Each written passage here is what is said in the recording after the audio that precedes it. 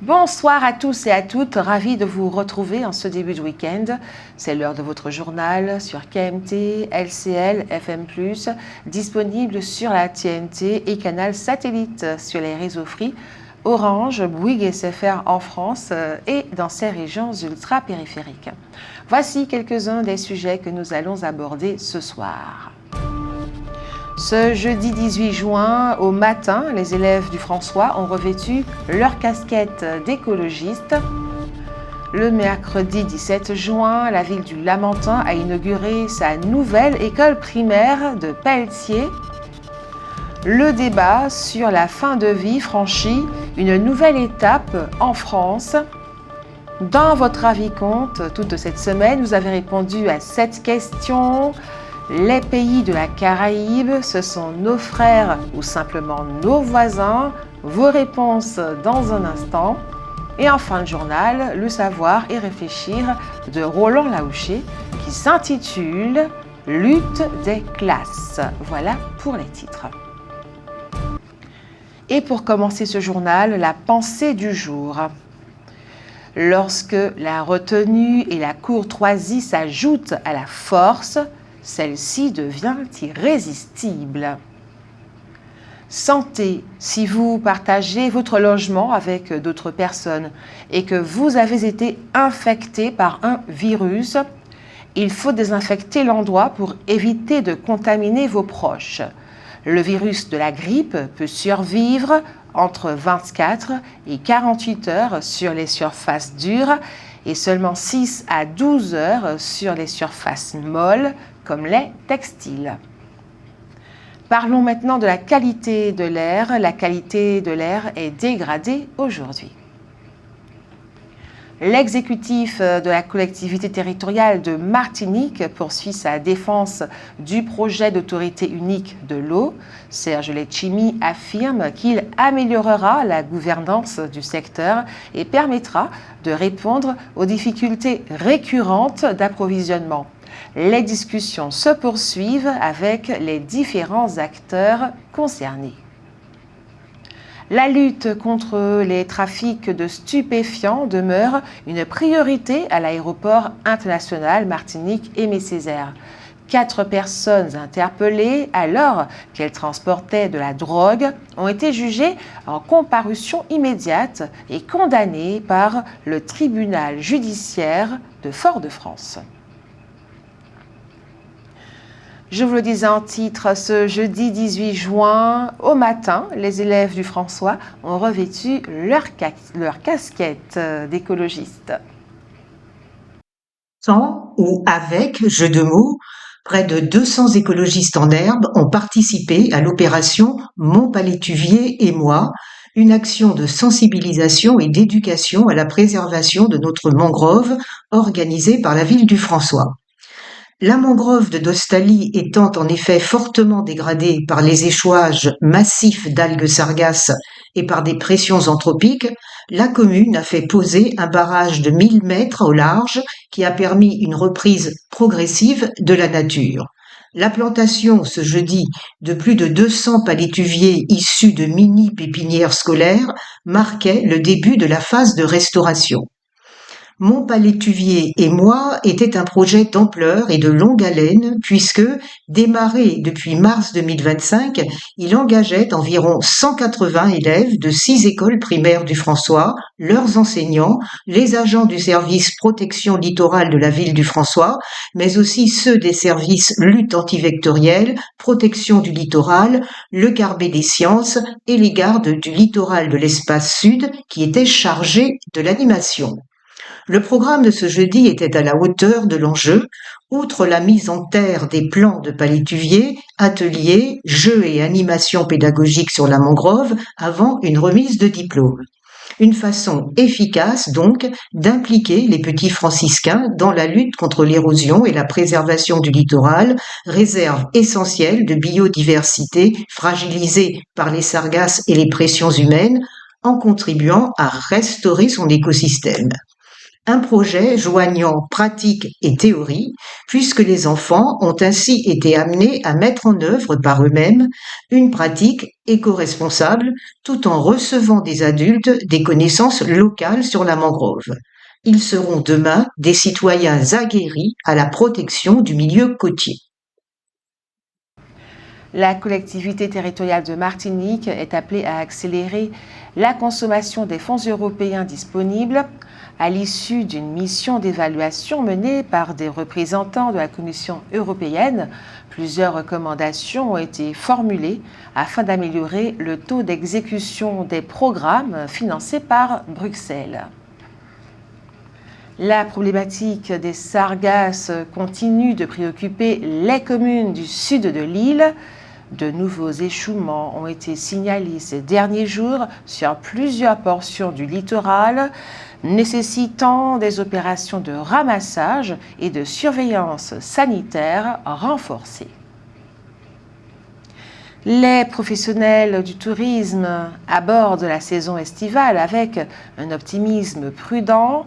Les premiers indicateurs de réservation montrent une fréquentation soutenue des hébergements touristiques, notamment grâce aux clientèles hexagonales et régionales. Le mercredi 17 juin, la ville du Lamentin a inauguré sa nouvelle école primaire de Pelletier.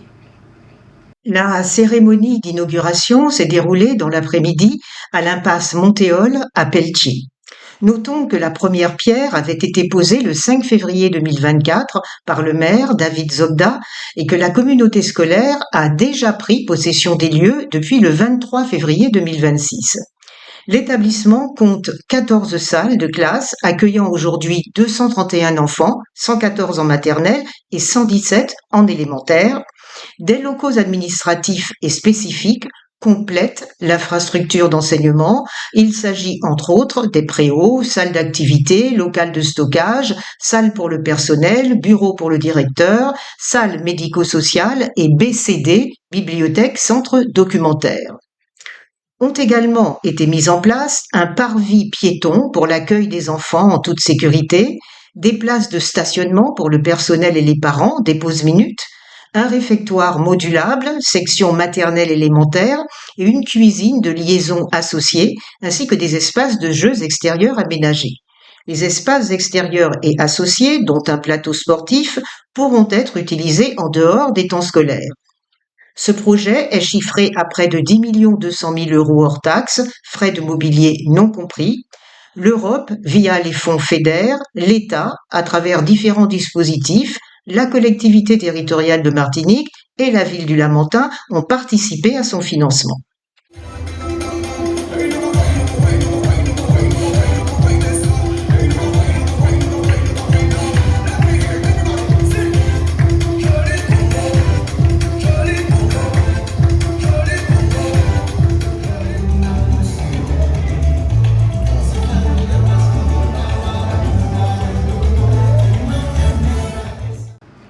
Les services de santé de l'île poursuivent leur campagne de prévention contre les maladies chroniques.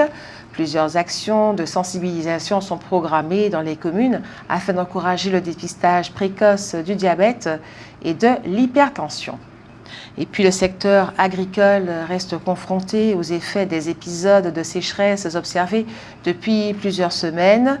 Les exploitants réclament un suivi renforcé des ressources hydriques afin de préserver certaines productions particulièrement exposées.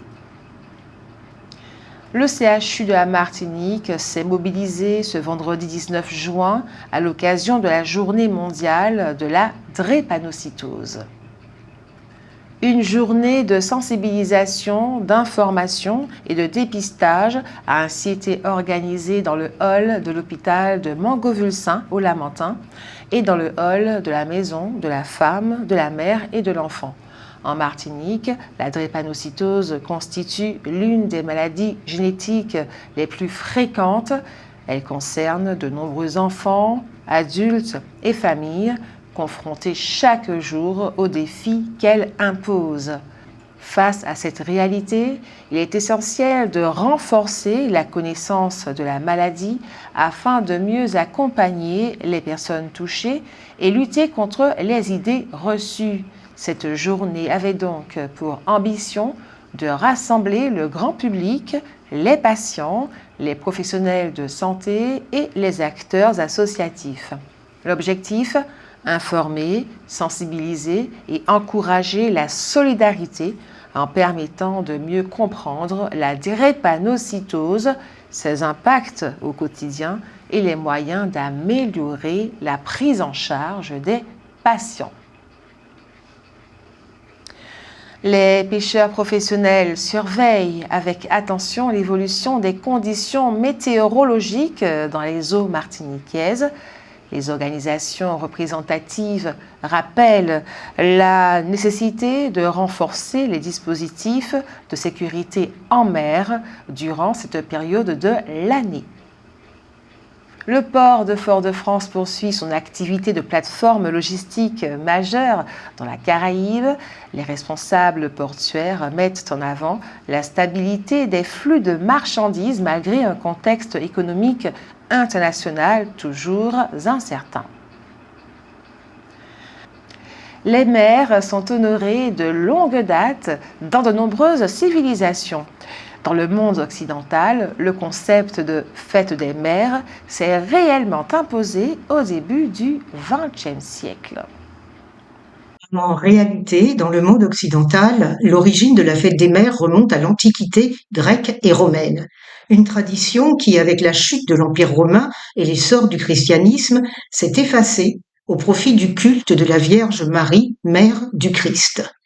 La fête des mers, telle que nous la connaissons aujourd'hui, a été instaurée au début du XXe siècle aux États-Unis, notamment grâce aux efforts d'Anna Jarvis, inspirée par sa propre mère, qui avait perdu 9 de ses 13 enfants et qui avait créé en 1858 des ateliers de travail des mères pour apprendre aux femmes à prendre soin de leurs enfants afin de lutter contre les maladies contagieuses comme la rougeole et la tuberculose. Et elle voulait qu'une journée spéciale célèbre les mères. En 1914, le président Woodrow Wilson a instauré officiellement, donc, le jour de la fête des mères, célébré le 2e dimanche de mai. Mais très vite, cette fête a pris une tournure commerciale, à tel point qu'Anna Jarvis, qui avait tant milité pour son instauration, a passé le reste de sa vie à essayer, en vain, de faire annuler cette célébration.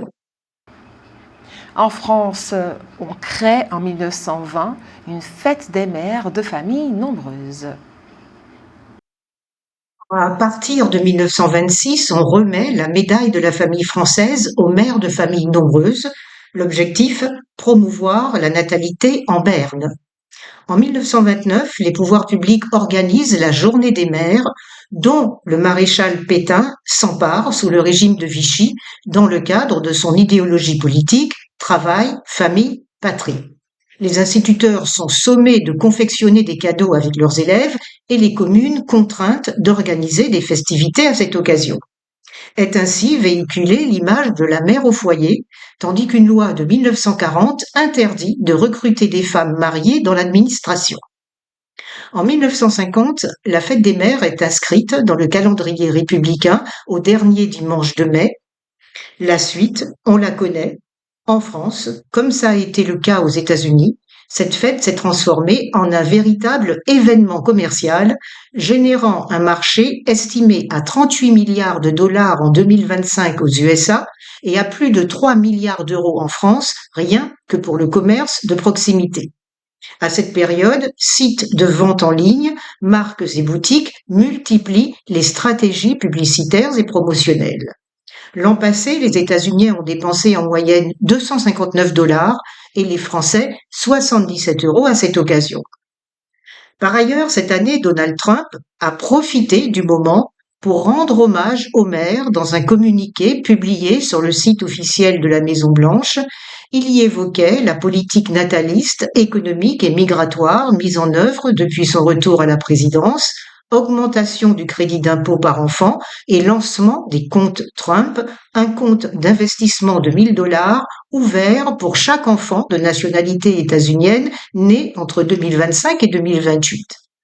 On le voit, la fête des mères, censée célébrer l'amour filial et le travail invisible des mères, est avant tout l'objet de calculs tant commerciaux que politiques.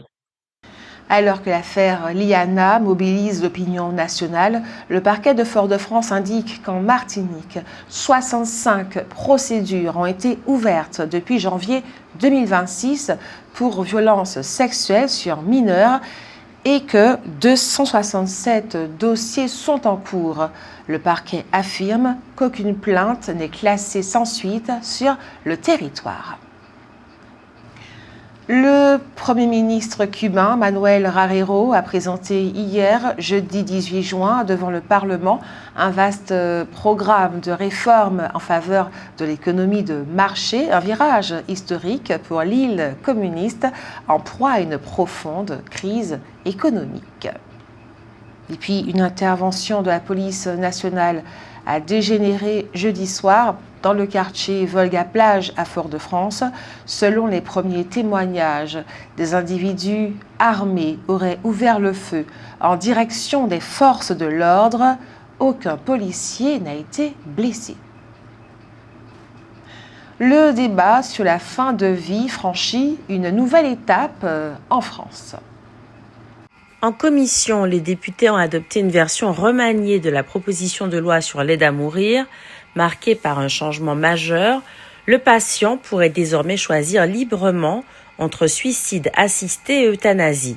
Cette évolution rompt avec l'esprit initial du texte qui réservait l'euthanasie aux seuls patients incapables d'accomplir eux-mêmes le geste létal. Certains soignants craignent d'ores et déjà que l'euthanasie ne devienne la norme plutôt qu'une exception. Autre modification notable, la suppression des délits d'entrave et d'incitation à l'aide à mourir. Initialement prévus pour sanctionner les pressions, ces dispositifs ont été retirés, ce qui suscite des interrogations sur l'encadrement du dispositif. Les députés ont également adopté un amendement visant à considérer les décès liés à l'aide à mourir comme des morts naturelles afin de ne pas pénaliser les proches dans le cadre des assurances. Une mesure critiquée par certains professionnels de santé qui dénoncent une ambiguïté. Le texte reste toutefois très débattu. Des propositions visant à mieux protéger les personnes vulnérables, comme les majeurs sous tutelle, ont été rejetées au nom de l'égalité d'accès. Plusieurs élus pointent des incohérences entre la reconnaissance du consentement et la vulnérabilité de certains publics. L'examen en séance publique débutera fin juin, avant un passage au Sénat. Le gouvernement prévoit une adoption définitive à l'été dans un climat politique et éthique toujours très tendu autour de cette question de la fin de vie. Et vous avez sans plus attendre la parole, puisque c'est l'heure de votre avis compte. Les pays de la Caraïbe, ce sont nos frères ou simplement nos voisins? Nous vous écoutons.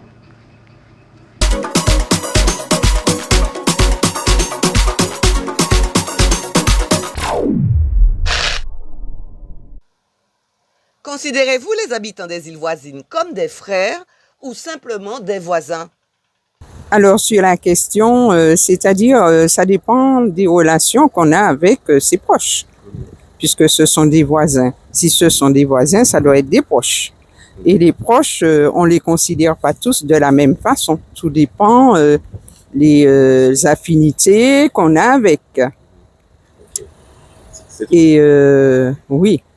Mais les voisins, il faut bien les considérer parce que par les temps qui courent maintenant, on a tous intérêt à veiller les uns sur les autres. Mes frères. Parce que les voisins et des frères aussi. Parce que on est originaire de la même histoire. Et puis bon, plus près de l'église, c'est clocher. Comme on dit en créole. Comme des frères, parce que nous avons presque pour tous la même origine. Alors je dirais des voisins dans la mesure où personnellement je n'y ai jamais été. Pour moi ce sont des voisins. Mais dans les faits, nous sommes tous sur une île, donc ça devrait être des frères. Considérez-vous les habitants des îles voisines comme des frères ou simplement des voisins? Eh bien, des frères, puisqu'on est proches. Comme on dit, c'est pas la porte à côté, puisque quand on est frères, chacun font leur vie. Ils sont tous ils ne sont pas tous au même endroit, voilà. Et puis, comme on dit, il faut s'entendre. C'est ça, je peux rien dire d'autre. Plus comme des voisins. Parce qu'en fait, j'ai l'impression que déjà, on partage pas forcément la même culture.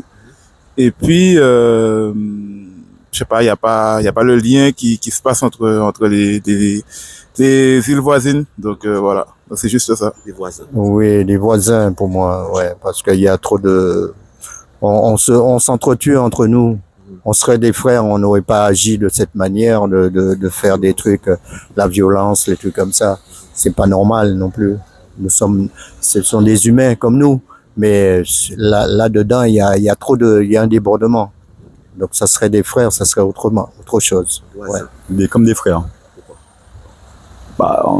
C'est la Caraïbe. Donc on a un passé commun, on a un passif commun, donc voilà. Les deux. Des voisins parce qu'ils sont proches et des frères par rapport à notre histoire et tout ça. Donc, ce serait plus les deux.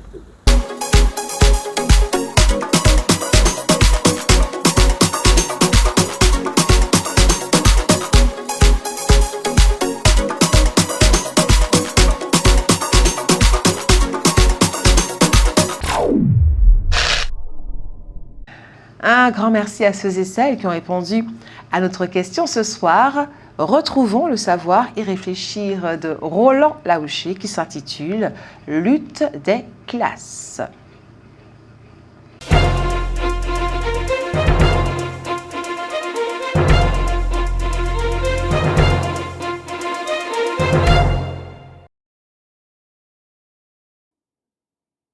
Jean Marinol nous propose, citons-le, une petite réflexion philosophique et économique sur le changement de paradigme de la lutte des classes aux Antilles et qui pose désormais la question ou non de son actualité. Écoutons M. Noll. La disparition très progressivement programmée de la lutte des classes en Guadeloupe et en Martinique constitue aujourd'hui l'un des grands bouleversements silencieux de la société antillaise contemporaine. Le monde a changé. La fin du XXe siècle a profondément bouleversé les repères idéologiques traditionnels. De l'effondrement du mur de Berlin à la disparition du bloc soviétique, en passant par une marginalisation progressive du tiers-mondisme. L'idée marxiste, selon laquelle l'histoire de toute société jusqu'à nos jours n'a été que l'histoire de la lutte des classes, s'est progressivement heurtée à la mondialisation, à l'essor de la consommation de masse et à la montée des classes moyennes. Aux Antilles françaises, cette évolution idéologique s'est doublée d'une transformation sociologique majeure, souvent sous-estimée. La constitution progressive d'une vaste classe moyenne bénéficiant de revenus stables, de la protection sociale française et d'un accès inédit à la consommation, à l'éducation et au patrimoine. Autrefois, la conflictualité sociale antillaise reposait essentiellement sur une opposition visible entre les détenteurs historiques du capital économique et une majorité populaire peu intégrée au circuit de richesse. Mais l'émergence d'une société de services a progressivement déplacé le centre de gravité sociale des rapports de force des anciennes luttes ouvrières, paysannes, dans les usines sucrières.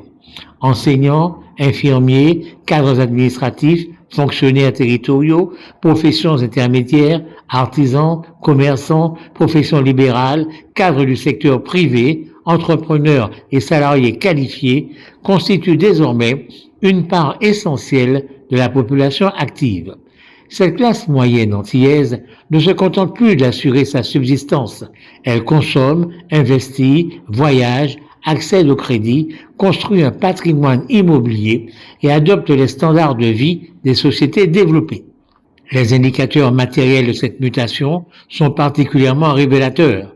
La consommation exceptionnelle de champagne en Guadeloupe et en Martinique illustre symboliquement cette intégration à une société de consommation sophistiquée. Avec plusieurs millions de bouteilles de champagne importées chaque année, les deux territoires affichent des niveaux de consommation proportionnels parmi les plus élevés au monde. Ce phénomène n'est pas celui d'une micro-élite isolée. Il suppose l'existence d'une base sociale suffisamment large pour soutenir durablement des pratiques associées aux loisirs, à la fête et au confort matériel. Le marché automobile confirme cette tendance. Les Antilles françaises figurent désormais parmi les territoires présentant les meilleurs taux mondiaux de vente de véhicules neufs par habitant. Le développement de l'accession à la propriété renforce encore cette réalité. Le goût croissant des Antillais pour les voyages internationaux, les croisières et les séjours en Europe ou ailleurs dans le monde constituent également un marqueur important de cette ascension sociale. Cette ouverture sur le monde modifie profondément les mentalités collectives et affaiblit les anciennes logiques de confrontation idéologique. Cela signifie-t-il pour autant que la lutte des classes a totalement disparu aux Antilles françaises? La réponse mérite d'être nuancée. Fin de citation. C'est donc signé Jean-Marie Noll. Nous vous proposerons la réponse de M. Noll lundi. Et après le savoir et réfléchir de Roland Laouché, passons à la rubrique santé, protection à la plage. Heureusement, les accidents à la plage sont rares et généralement peu graves.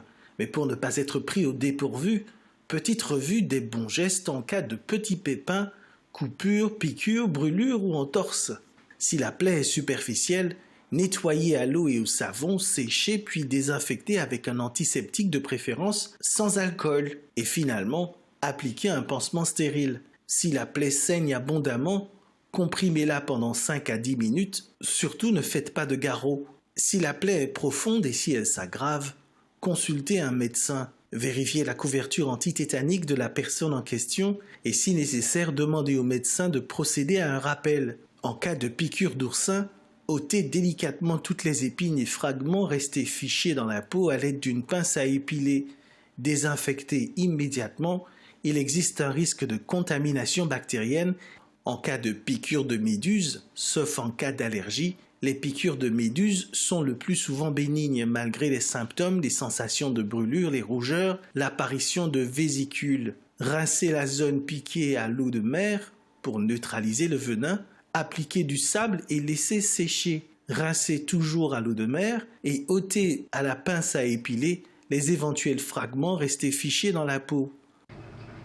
Voilà, c'est la fin de ce journal. Merci à vous de l'avoir suivi. Merci de votre fidélité.